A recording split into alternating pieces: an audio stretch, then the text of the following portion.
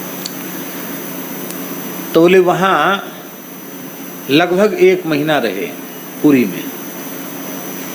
किसी साधु संत के मठ में नहीं गए, किसी के चेला नहीं बने, वहीं रहे आए। अकस्मात 1 महीने के बाद बहुत तीव्र विक्षेप हुआ। भजन में बिल्कुल मन नहीं लगा, राम नाम बंद जैसा हो गया। अब हम विकल हो गए, जैसे ही भजन छूटा कि व्याकुलता बढ़ी। अब बोले तो वो जो 2 पैसा देते थे ना महात्मा, उन्हीं से हमने पूछा कि बाबा हम अब तक तो बढ़िया से भजन कर रहे थे, मेरा भजन बिल्कुल बंद हो गया, मन एकदम छटपटा रहा है, क्या बात है। तो वो महात्मा मुस्कुराए, बोले तुम्हारी जन्मदात्री जो माता है ना, उसका तुम्हारे प्रति बहुत ज़्यादा प्रेम है। उसने खाना पीना छोड़ दिया है, वो मरणासन्न है, एक ही आशा में प्राण टिके हैं कि वो तुमको देखना चाहती है। तो मैया तुम्हारी याद कर रही है, इसलिए तुम्हारा भजन विक्षेप में आ गया। अब तुम चले जाओ, अपनी माँ के पास जाओ पहले।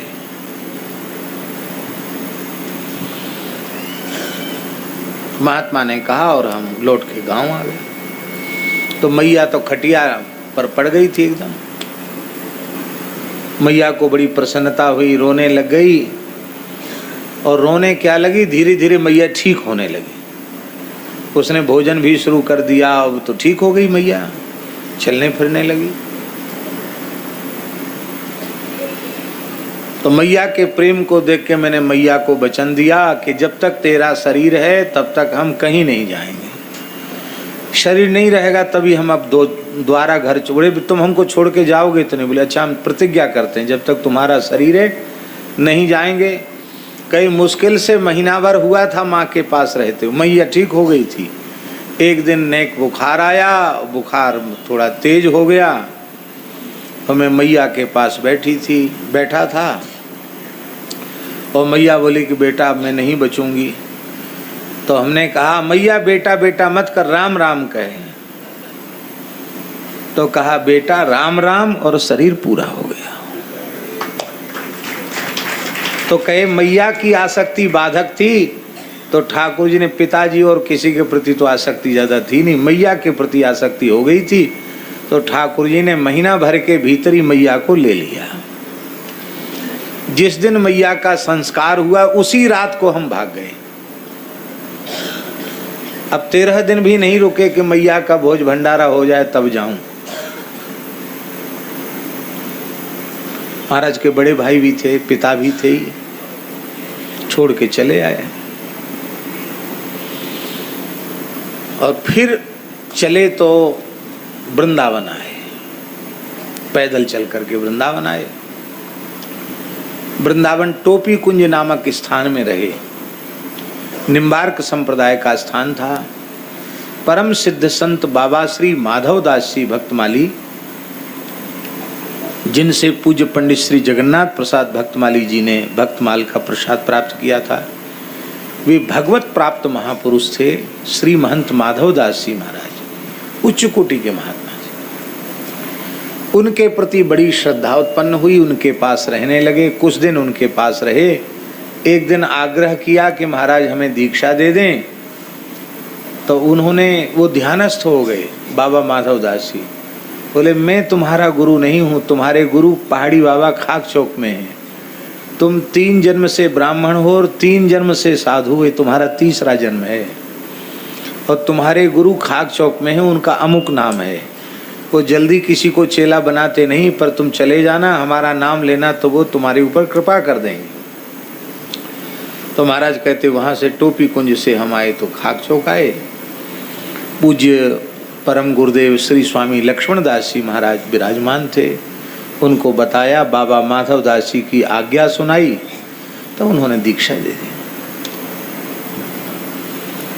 अब वो एक संत की जीवनी संक्षिप्त रूप में हम आपको सुना रहे हैं। गुरु जी ने कृपा तो कर दी, और सबसे पहले उन्होंने गैया का गोबर उठाने की सेवा में लगाया। गोबर उठाओ, झाड़ू लगाओ, सफाई रखो। तो गैया चराने जाओ, तो गैया चराने चले जाते पल्ली पार जमुना जी के। गैया चरा के शाम को लौटते, रात को बची हुई ब्यारू की रोटी ले जाते, बासी रोटी वही खा लेते। शाम को गैया चरा के लौटते, वहीं से लकड़ी कंडा लेके आते। इस तरह से 2-3 साल तो गौ सेवा करी, गोबर उठाया, गैया चराई, गैया की धार काढ़ी। इसके बाद गुरुजी ने कहा बर्तन मांजो, तो भंडार के पात्र अमनिया करने लगे। बाद में गुरुजी ने कहा कि अब तुम रसोई में भर्ती हो जाओ। तो गुरुजी ने सब सिखा दिया, तो कहते रसोईया हो गए ठाकुर जी के। सब चीज बनाना जानते थे, सब प्रत्येक मिठाई बनाना जानते थे महाराज जी। मालपुआ तो ऐसा बनाते थे, छोटी मोटी उम्र में नहीं। 200-300 संतों की रसोई है, तो लगभग 115 वर्ष की आयु में महाराज जी तई पर बैठकर पुआ बनाते थे। उनके जैसा पुआ तो हमने देखा सुना नहीं, ऐसा पुआ बनाते थे। हर चीज बहुत अच्छी। तो रसोई में रहे। बाद में गुरु महाराज ने कहा कि अब तुम पुजारी हो जाओ, तो मंदिर में पुजारी बना दिया। तो कई बार विनोद में कहते थे महाराज जी, बच्चा हम पढ़े लिखे नहीं हैं, पहली क्लास है, गैया का गोबर उठाओ, गैया चराओ, ये हमारी पहली कक्षा थी। दूसरी कक्षा थी बर्तन मांजो, तीसरी कक्षा रसोई बनाओ, भंडार बनाओ, और चौथी क्लास हमारी हुई पुजारी बन जाओ। और 5वीं क्लास में पुजारी होने के साथ साथ गुरु महाराज के श्रीअंग की सेवा मिली। इसके पहले गुरु जी की सेवा नहीं मिली। इस तरह से गुरु महाराज के पास रहते रहते लगभग 20-25 वर्ष हो गया लगातार अखंड रहते हुए। तब तक कहीं नहीं गए, 20-25 साल तक सेवा ही करते रहे। एक दिन गुरुजी बोले, अमुकदास महाराज का नाम लेके, आज्ञा महाराज जी। बोले जाओ 4 खूट घूम के आओ। अभी बोले तुम देशकाली साधु नहीं बने हो, घूम फिर के आओ तब साधु बनोगे। जाओ घूम फिर के आओ। और घूम फिरने में नियम क्या दिया? 2 रात्रि से अधिक कहीं निवास करना नहीं, वाहन पर चढ़ना नहीं, द्रव्य का स्पर्श करना नहीं, धन और स्त्री के स्पर्श से अपने को बचाते हुए वाहन पर चढ़ना नहीं है, पैदल विचरना है, और विचरने में महात्माओं का संग करना है। ये नहीं कहा केवल तीर्थ यात्रा करनी है, क्या महात्माओं का संग करना है। घूम के आओ। खाना क्या है? बोले किसी के हाथ का छुआ नहीं खाना है, भूखे रह जाओ चाहे। कोई कहता तो आटा ले लो और धूनी का 1 टिक्कड़ बनाओ, 24 घंटे में 1 टिक्कड़ खाओ और भजन करो। एकादशी जल पी के रहो, और नहीं तो निर्जल रहो। ये नियम दिया। कहते इस नियम को धारण करके 21 वर्ष तक हम घूमे। कितने वर्ष तक? कहां तक घूमे? कहते अफगानिस्तान तक पैदल गए, बर्मा तिब्बत तक पैदल गए। भारत का विभाजन तो था ही नहीं। पूरे देश की संस्कृति, कहां कहां तीर्थ हैं, कहां संतों के स्थान हैं, कहां के लोगों के कैसे संस्कार हैं, सब उनको सब याद था। और फिर इसके बाद गुरु महाराज के पास आए, बाद में फिर स्थान में विराजे, खाकचौक के महंत हुए। इतना सब करने के बाद सन 1932 में वे खाकचौक के महंत पद पर विराजमान। कब? सन 1932 में। इसके पहले 20-21 वर्ष गुरु महाराज के पास रह लिए, 20-21 वर्ष घूम लिए, तब स्थान में महंत पद पर बैठे। और 1932 में महंत पद पर बैठे और 2003 तक विराजे। कितने वर्ष विराजे हैं? 69 वर्ष हैं। 71 वर्ष तक महंत पद पर वो विराजे। हम लोग तो अनुमान ही अनुमान लगाते थे, पर सब अनुमान यही सिद्ध होते थे कि वो कम से कम 125 से 130 वर्ष की आयु के तो जरूर होंगे। मेरे श्याम